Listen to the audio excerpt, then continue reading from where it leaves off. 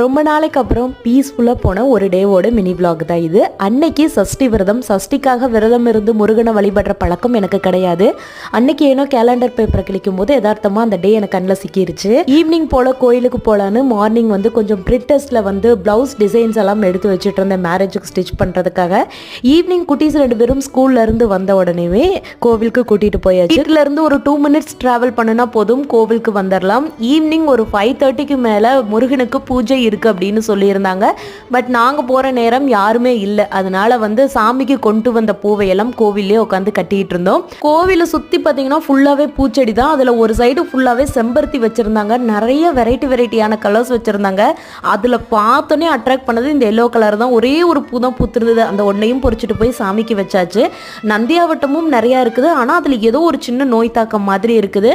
ஒரு 6 மணிக்கு மேலே ஐயர் வந்து பூஜையெல்லாம் முடிச்சு அன்னைக்கு டே சூப்பராக போச்சு.